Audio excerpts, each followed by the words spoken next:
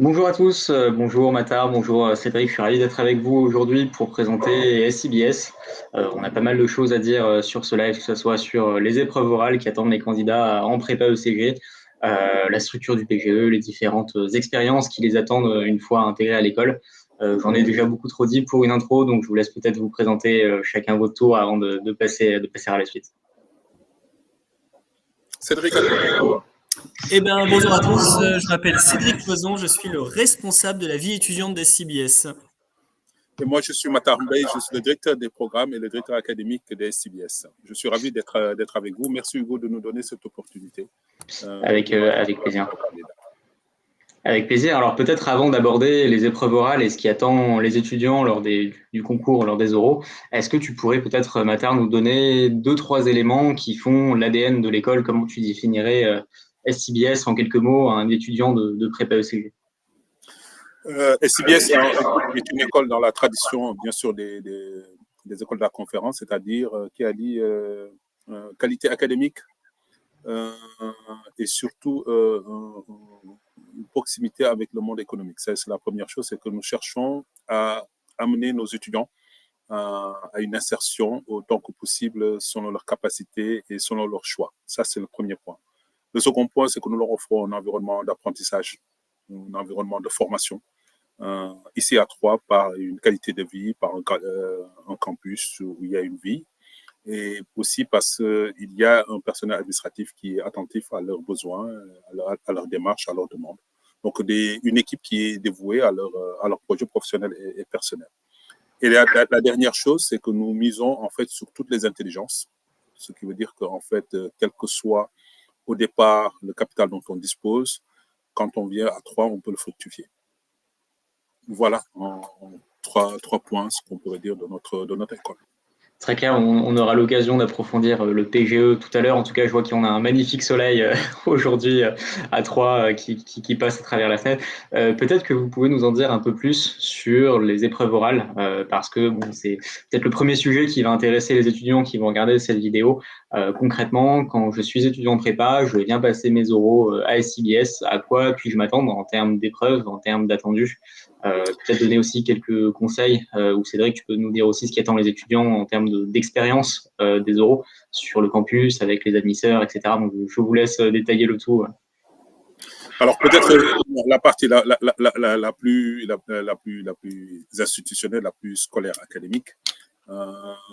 Vous avez un certain nombre d'épreuves, notamment des épreuves de langue auxquelles vous allez devoir en fait vous soumettre, suivant les choix que vous avez faits.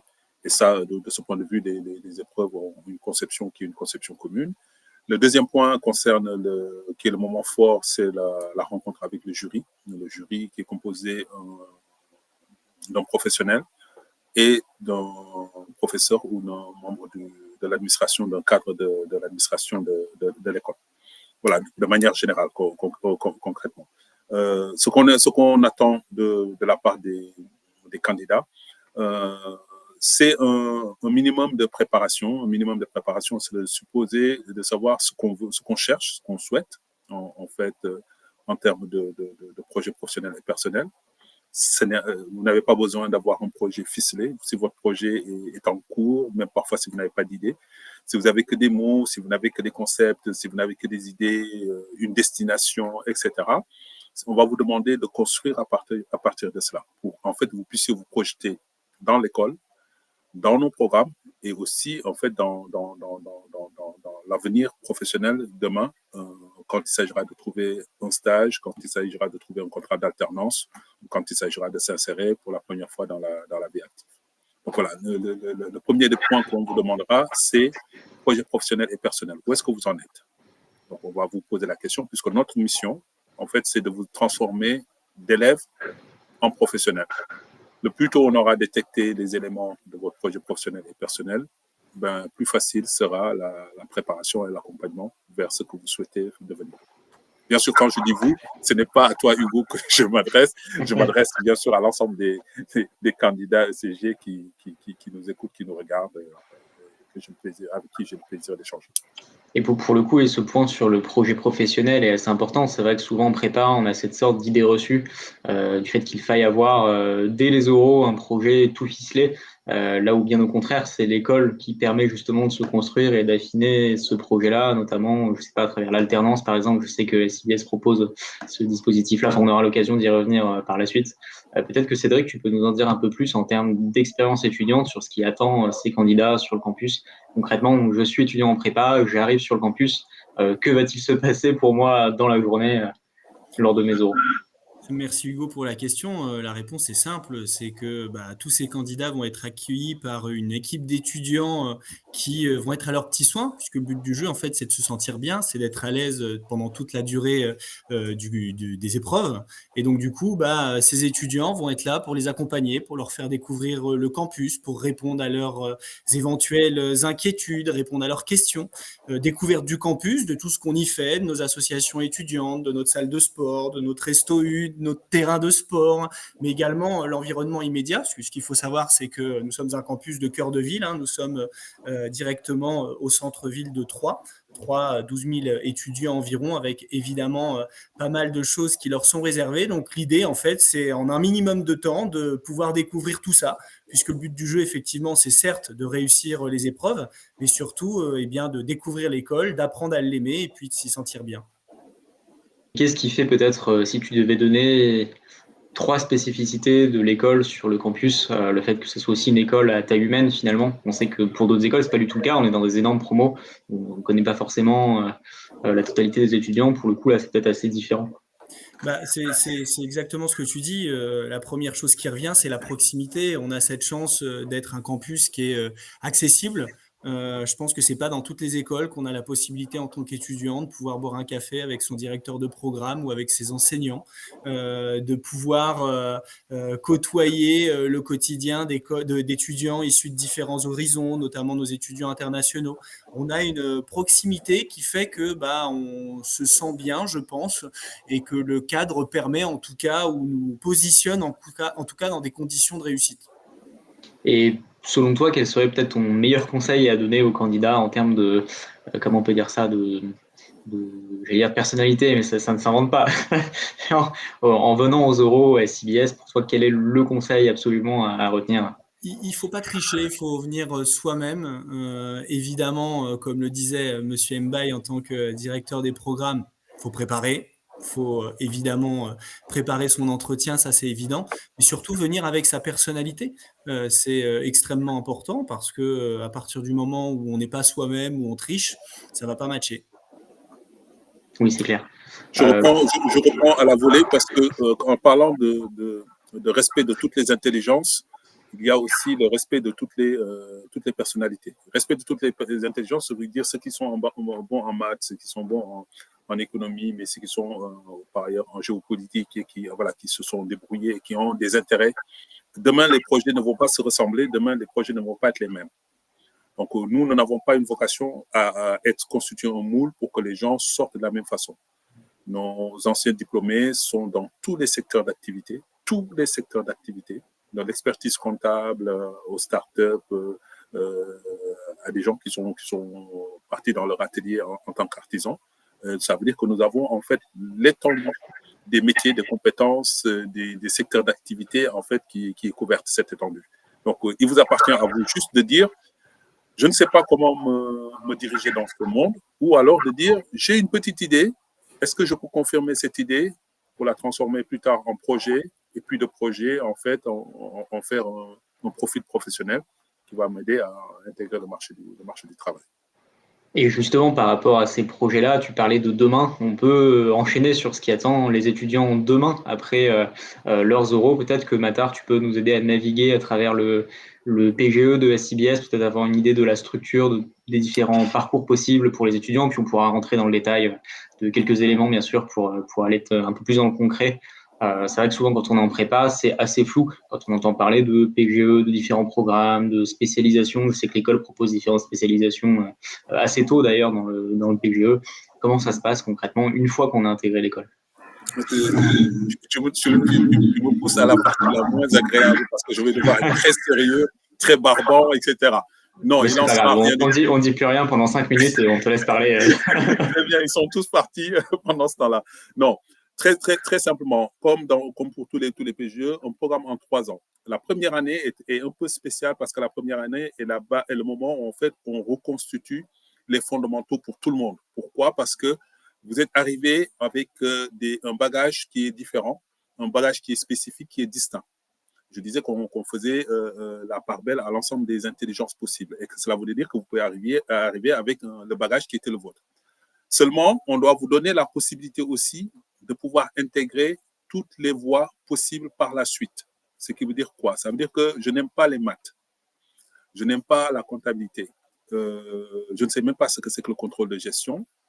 Il ne faut pas qu'en ayant fait le choix dès l'entrée à l'école, de vous couper de jobs qui demain, en fait, vous tendent les bras et qu'en fait, en tant qu'opportunité, vous ne pourrez pas saisir.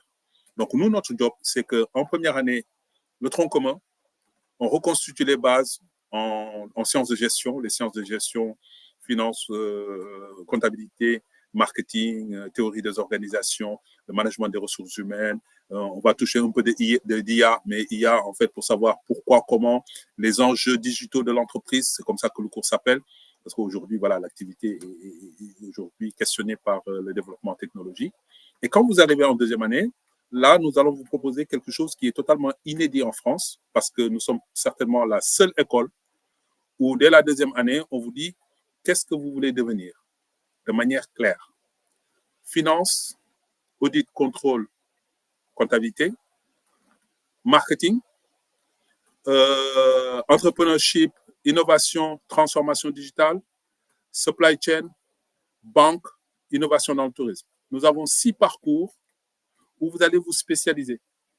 Et quand on dit spécialisé, il ne s'agit pas de faire 50 heures ou 100 heures ou 125 heures. Vous allez recevoir, si vous rentrez dans les parcours, entre 700 et 900 heures de cours dédiés à ce que vous voulez faire. Donc, si je vais en marketing, je ne vais pas simplement voir les réseaux sociaux, le référencement, etc. Je vais voir tout le marketing. Vous allez faire du stratégique, de l'opérationnel.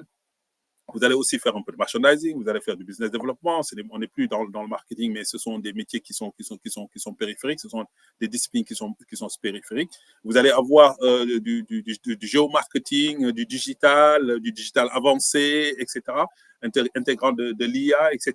Donc ça, c'est ce à quoi on va vous inviter.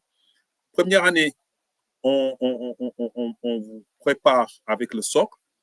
Et en seconde année, vous avez une aisance, vous avez une facilité, vous êtes en mesure de choisir et d'aller dans n'importe quel parcours qui est devant vous. Et donc, 6 parcours vous sont proposés. Je répète, finance, audit, contrôle, comptabilité. Et donc, le programme est basé sur le programme du DCG, du Diplôme supérieur de commerce et de gestion. Le second, c'est banque et conseil clientèle en banque, donc et gestion de patrimoine. Le troisième parcours, c'est du marketing business development. Le quatrième parcours, c'est de l'innovation, transformation des organisations, transformation digitale des organisations.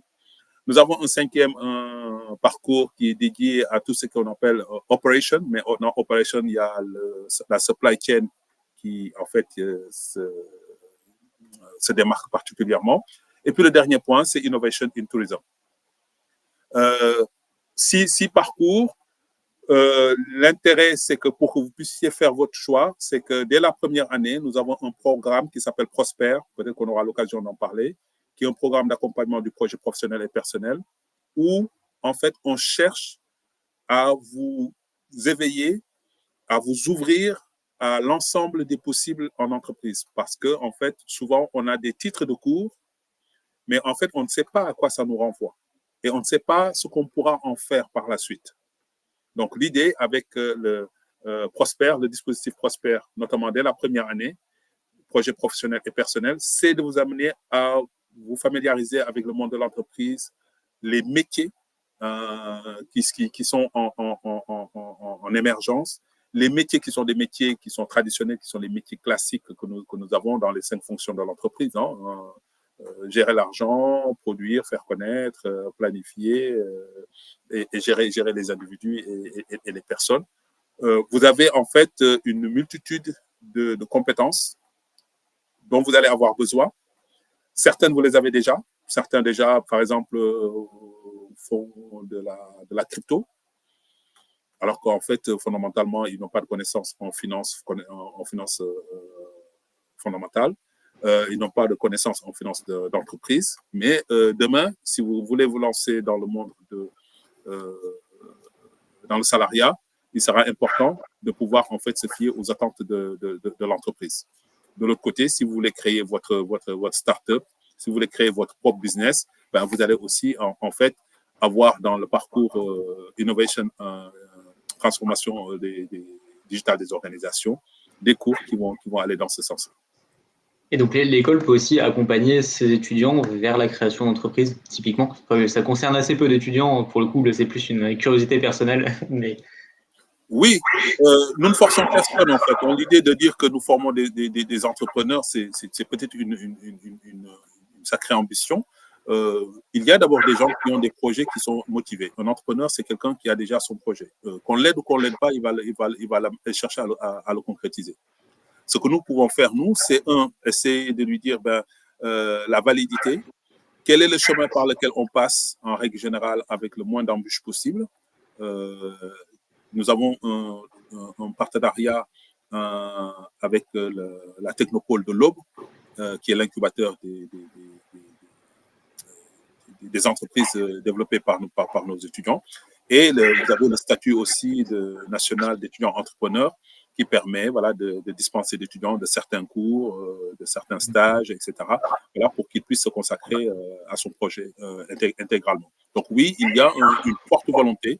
Et dans tout le programme, vous avez des cours en entrepreneurship en première année, en deuxième année aussi, et que vous avez énormément de conférenciers qui aussi nous rejoignent pour pouvoir venir faire soit des masterclass, soit des conférences grand public concernant l'entrepreneuriat, les nouvelles formes d'entrepreneuriat ou alors des innovations qui sont extraordinaires. Le dernier que nous avons reçu, c'était Pierre-Arnaud Coquelin. Sans doute vous ne le connaissez pas, mais c'est l'Elon Musk, j'ai coutume de dire c'est l'Elon Musk français, puisque en fait il a créé le GPS intérieur, pas moins que ça. C'est-à-dire que actuellement, lorsque vous êtes dans une grotte, il a créé le système qui permet de détecter vos mouvements, de vous voir bouger, etc.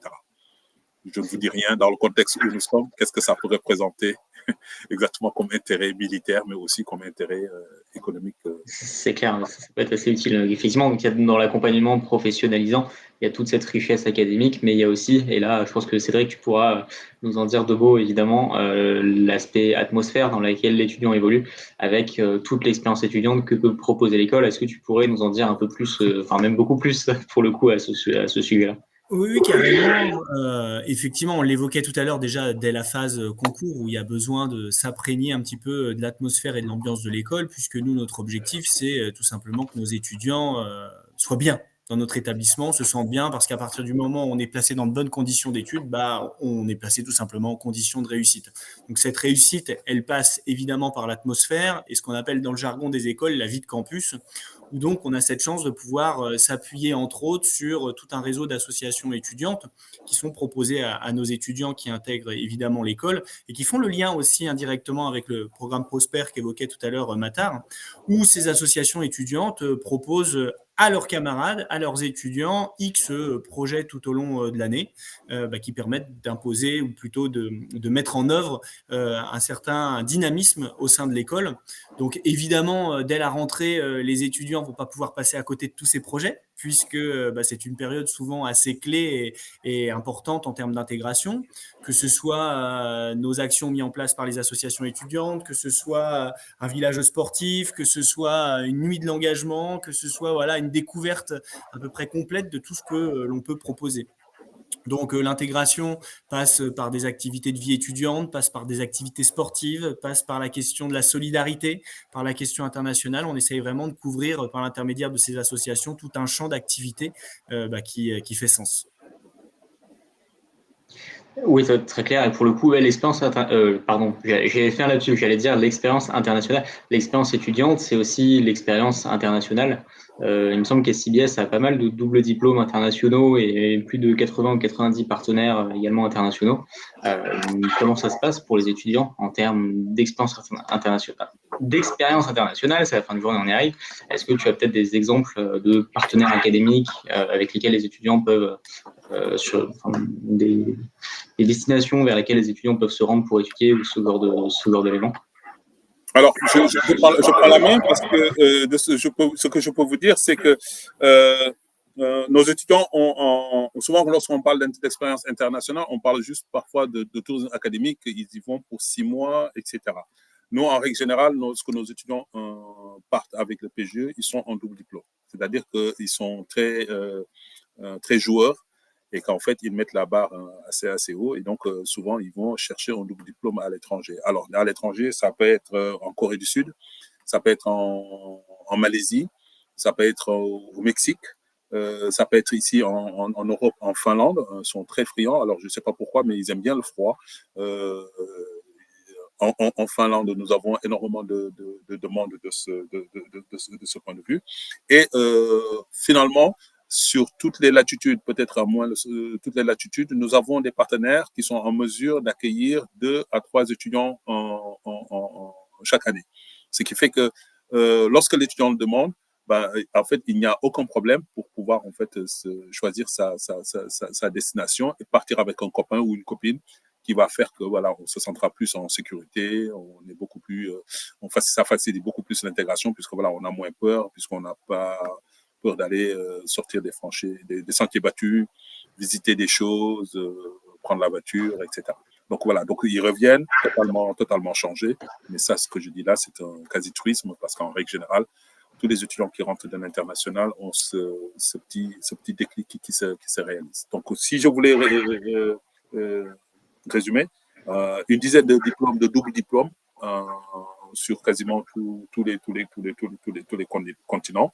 L'étudiant qui le souhaite peut partir 12 mois ou 24 mois, cela dépend de lui. En jouant aussi avec les stages, il peut aussi augmenter son temps de présence à l'international, puisqu'on voit souvent l'international qu'à travers les échanges académiques, mais nous avons aussi poussé notre politique vers une internationalisation, une professionnalisation à travers le déplacement à l'international. Donc, le séjour à l'international est pour nous un élément formateur au même titre que le stage, au même titre que l'alternance. Et voilà, l'étudiant, par contre, a la choix, c'est l'étudiant qui décide. Si je veux aller en alternance, bien sûr, je renonce un peu à l'international. Et si je veux aller à l'international, je peux y aller 6 mois, revenir faire un stage, ou alors je peux y aller 1 an pour pouvoir passer mon double diplôme à l'étranger. Ok, très clair. Globalement, c'est assez à la carte en termes de parcours international pour les étudiants. Ce que je peux vous proposer avant de conclure, c'est peut-être donner un dernier élément que vous souhaitez transmettre aux étudiants en prépa ECG, peut-être quelque chose qu'on n'aurait pas abordé, que vous souhaitiez, dont vous souhaitiez parler lors de ce live. Je laisse la main, alors que c'est pas Mata ou Cédric, comme vous le souhaitez. Ou peut-être un dernier conseil aux étudiants qui s'apprêtent à passer les oraux, par exemple. Cédric ? Non, mais alors je démarre et tu concluras, Matar. Je pense que si je devais évoquer un dernier conseil pour tous ces étudiants, j'ai envie de leur dire, gardez en tête qu'il faut que vous soyez acteurs dans notre établissement, acteurs de votre formation. Il faut que vous fassiez quelque chose de tout ça. Et ce quelque chose, en fait, c'est à mon sens, au niveau de la vie étudiante, c'est l'implication, c'est l'engagement. Il est important, effectivement, de donner sens à son parcours dans une école comme la nôtre. Et donner sens, c'est peut-être venir apporter chacun sa petite pierre à ces questions de vie étudiante, à ces questions de construction de parcours. Je pense à un étudiant qui va venir, je sais pas, s'engager dans une association sportive et qui va développer tout un certain nombre de compétences au profit de cette association. Ça va faire sens pour lui, mais ça va faire sens aussi pour tous ses camarades. Et je pense que si effectivement chaque étudiant venait apporter sa petite pierre à l'édifice en s'engageant dans une association étudiante ou en proposant tout simplement, en expérimentant en fait tout simplement un projet étudiant, je pense que ça permet de créer une véritable richesse dans une école. Et donc, j'incite l'ensemble des étudiants à se lâcher, en fait. Vous intégrez une école, soyez vous-même, je l'ai dit tout à l'heure, et faites quelque chose de votre présence ici. C'est quelque chose, c'est certes, vous allez consommer du cours chaque jour pour apprendre des choses, pour passer un diplôme, mais en plus de ça, apportez votre petite pierre à l'édifice en participant aux projets qu'on va vous proposer ou les projets dont vous aurez en fait tout simplement l'idée, à laquelle on n'a pas encore pensé. On vous laisse la main pour ça, pour expérimenter un certain nombre de choses. Et souvent, nos étudiants, lorsqu'on les interroge à chaque remise des diplômes, souvent le mot qui revient, c'est avant tout association. La première chose qui revient, c'est tout ce qui s'est passé dans l'associatif, tous les camarades qu'ils ont pu rencontrer à travers leurs projets, ces camarades qui sont au moment de la remise des diplômes leurs meilleurs amis, qui va les poursuivre, je pense, plusieurs années après. Je pense que cette fabrique à souvenirs, elle est hyper importante et pour y parvenir, en fait, il faut se lâcher. Vous venez, vous apprenez, mais aussi vous vous engagez pour l'école, pour les associations et pour tous les projets que vous allez pouvoir mener.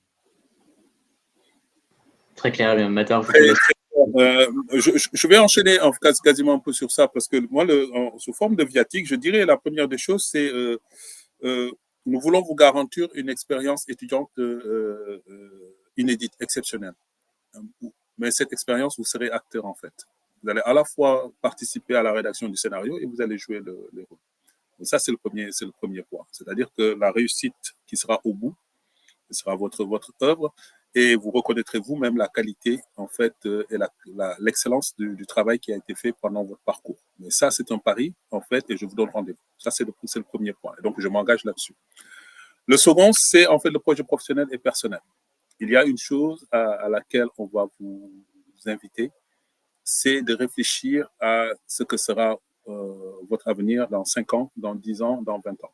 Je ne le sais pas et je ne vous demande pas de nous répondre, mais c'est de commencer à y réfléchir. Commencer à réfléchir, en fait, c'est commencer déjà à être solide dans sa démarche. Le dernier point, c'est sous forme de boutade, en fait. Vous pouvez passer et écrabouiller une pépite à vos godasses parce qu'en fait, vous n'avez pas le regard suffisamment aiguisé ou vous ne voyez pas sous la boue quelque chose qui est rutilant, quelque chose qui est de qualité, quelque chose qui est pur. En fait, je vous demanderai en fait de considérer que en fait vous êtes en passe de récupérer une pépite. Maintenant, je voudrais bien savoir ce que vous allez en faire. Frotter pour que ça brille ou le rejeter là où vous l'avez prise. Je vous souhaite en tout cas, je souhaite à tous les candidats une très belle réussite, quel que soit le choix qui pourra être fait. Mais une très belle réussite. Et puis, ils sont les bienvenus à Troyes. J'espère les voir très bien. Très clair. Bon courage à tous les candidats. Nul doute qu'ils sauront faire un bon usage de cette fameuse pépite. Et on leur souhaite donc bon courage pour tous les oraux qui les attendent et pour la période bien chargée qui s'annonce pour le coup sur les mois de juin et juillet. Merci à tous les deux et à bientôt sur Prépa-ECG pour la suite de ces lives. Merci beaucoup. À bientôt. Bon courage à tous.